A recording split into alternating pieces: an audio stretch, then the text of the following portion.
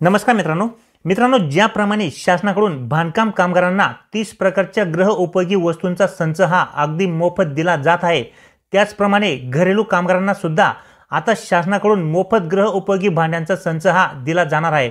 आणि याबाबत आपण मागच्या व्हिडिओमध्ये शासनाचा जीआर सुद्धा पाहिला आणि याबाबतची संपूर्ण माहिती सुद्धा पाहिली।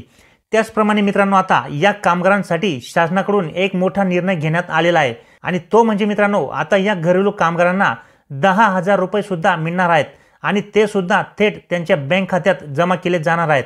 आणि याबाबत सुद्धा शासनाकडून अधिकृतपणे जीआर काढण्यात आलेला आहे। तो जीआर सुद्धा आपण या व्हिडिओमध्ये पाहणारच आहोत।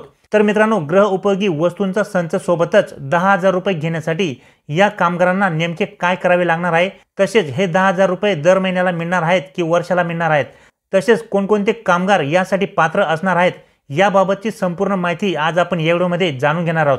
तर मित्रांनो, व्हिडिओ नक्की पूर्ण पहा आणि चॅनलवर नवीन असाल तर चॅनलला सबस्क्राइब करून ठेवा। असेच नवनवीन आणि माहितीपूर्ण व्हिडिओ मी तुमच्यासाठी घेऊन येत असतो। तर चला मित्रांनो, व्हिडिओ सुरू करूया आणि हे 10,000 रुपये घेण्यासाठी कोणकोणते कामगार हे पात्र असणार आहेत याविषयी जाणून घेऊया। तर मित्रांनो, या ठिकाणी तुम्ही पाहू शकता, कामगारांना थेट त्यांच्या बँक खात्यात 10,000 रुपये देण्याबाबत या ठिकाणी शासनाकडून अधिकृतपणे जीआर काढण्यात आलेला आहे। मित्रांनो, हा जीआर 6 मार्च 2024 रोजी काढण्यात आलेला आहे। तर चला जाणून घेऊया की या जीआर मध्ये नेमके काय काय देण्यात आलेले आहे। तर मित्रांनो, या ठिकाणी तुम्ही पाहू शकता, महाराष्ट्र घरेलू कामगार कल्याण मंडळाअंतर्गत राज्यातील नोंदणीकृत घरेलू कामगारांना मंडळाच्या निधीतून सन्मान धन योजना अंतर्गत द्यावयाच्या आर्थिक सहाय्याबाबत हा जीआर आहे। हा जीआर मित्रांनो 6 मार्च 2024 रोजी काढण्यात आलेला आहे। तर मित्रांनो, या ठिकाणी सविस्तरपणे माहिती तुम्ही पाहू शकता। शासन अधिसूचना दिनांक 3 नोव्हेंबर 2011 अन्वये महाराष्ट्र घरेलू कामगार कल्याण मंडळ अधिनियम 2008 हा अधिनियम दिनांक 3 नोव्हेंबर 2011 पासून संपूर्ण राज्यात लागू करण्यात आला आहे। सदर अधिनियमाच्या कलम 3 अंतर्गत राज्यस्तरीय घरेलू कामगार कल्याण मंडळ दिनांक 12 ऑगस्ट 2011 रोजी स्थापन करण्यात आले आहे। महाराष्ट्र घरेलू कामगार कल्याण मंडळाकडे नोंदणी करता महाराष्ट्र घरेलू कामगार कल्याण अधिनियम 2008 च्या कलम 2011 मध्ये वयाची 18 वर्षे पूर्ण केलेल्या परंतु 60 वर्षे पूर्ण केलेली नसतील अशी घरेलू कामगारांची वयोमर्यादा विहित केली आहे। तरी सध्या स्थितीत शासन निर्णय उद्योग ऊर्जा व कामगार विभाग दिनांक 8 ऑगस्ट 2014, दिनांक 5/1/2023 व दिनांक 25/3/2023 अन्वये राबवण्यात आलेल्या सन्मान धन योजनेच्या धर्तीवर घरेलू कामगारांच्या सामाजिक व आर्थिक स्तर उंचवण्यासाठी सुधारित स्वरूपात सन्मान धन योजना 2022 राबवण्यासाठी प्रतिवर्षी दिनांक 31 डिसेंबर रोजी वयाची 55 वर्षे पूर्ण केलेल्या महाराष्ट्र घरेलू कामगार कल्याण मंडळातील जीवित नोंदणी पात्र घरेलू कामगारांना सन्मान धन योजना अंतर्गत लाभ देण्याची बाब शासनाच्या विचाराधीन होती।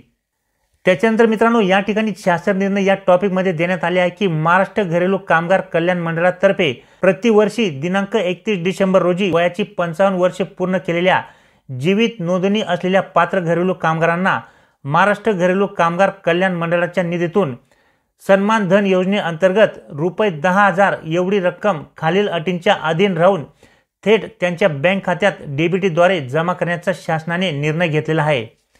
तर अशा पद्धतीने मित्रांनो, या ठिकाणी वयाचे 55 वर्षे पूर्ण केलेल्या जीवित नोंदणी असलेल्या पात्र घरेलू कामगारांना आता महाराष्ट्र घरेलू कामगार कल्याण मंडळाच्या निधीतून सन्मान धन योजनेअंतर्गत प्रतिवर्ष 10,000 रुपये एवढी रक्कम ही दिली जाणार आहे। आणि यासाठी मित्रांनो काही अटी असणार आहेत।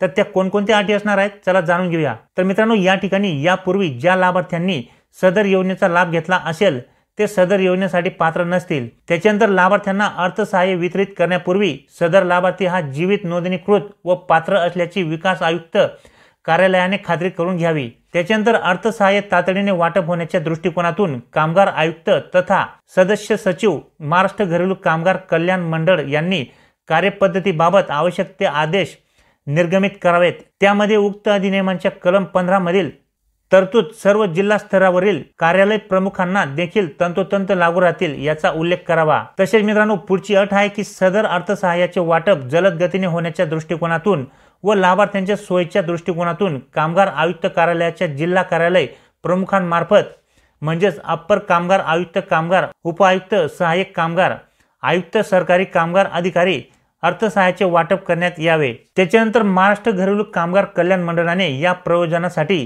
प्रत्येक जिल्ह्याच्या मागणीप्रमाणे मंडळाचा निधी हस्तांतरित करावा। तर अशा पद्धतीने मित्रांनो, आता महाराष्ट्र घरेलू कामगार कल्याण मंडळातर्फे प्रतिवर्ष म्हणजे दरवर्षी दिनांक 31 डिसेंबर रोजी वयाची 55 वर्षे पूर्ण केलेल्या जीवित नोंदणी असलेल्या पात्र घरेलू कामगारांना महाराष्ट्र घरेलू कामगार कल्याण मंडळाच्या निधीतून सन्मान योजनेअंतर्गत 10,000 रुपये एवढी रक्कम दिली जाणार आहे।